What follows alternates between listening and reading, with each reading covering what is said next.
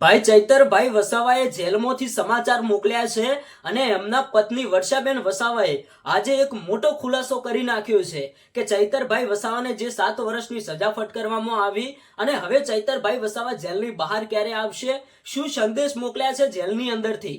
મિત્રો, આજનો આ વિડીયો તમે પૂરો સાંભળતા જજો। અત્યારે હાલ ભાઈ જ્યાં જુઓ ત્યાં એક જ ચર્ચા ચાલી રહી છે કે ચૈતરભાઈ વસાવાને જેલમાંથી છોડી મૂકો, અમે ભાઈ ચૈતરભાઈ વસાવાના સપોર્ટમાં છીએ।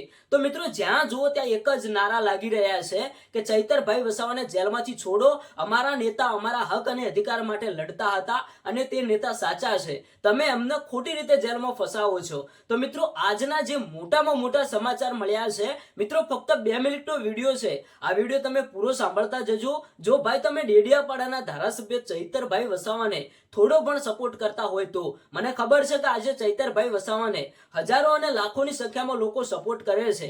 જો ભાઈ તમે ચૈતરભાઈ વસાવાને દિલથી સપોર્ટ કરતા હોય ને તો આ વિડીયોને લાઈક કરજો, ચેનલને સબસ્ક્રાઇબ કરજો અને વિડીયો નીચે જે હાઇપનું બટન આવે ને એ હાઇપનું બટન દબાવતા જજો, એટલે ભાઈ ચૈતરભાઈ વસાવાને લગતી કોઈ પણ નવી અપડેટ મળે તો હું તમારા સુધી પહોંચાડી શકું। અને આજના જે મોટા સમાચાર મળ્યા કે શું ખરેખર જેલની અંદરથી ચૈતરભાઈ વસાવાએ શું એવા સમાચાર આપ્યા કે એમના પત્નીએ આજે કરી નાખ્યો એક મોટો ખુલાસો। તમે ભાઈ ક્યાંક ને ક્યાંક સાંભળ્યું હશે કે ચૈતરભાઈ વસાવા ઉપર 15 થી 20 ગુનાઓ નોંધાયેલા છે। આ બધા ગુનાઓ ભાઈ કેવા છે?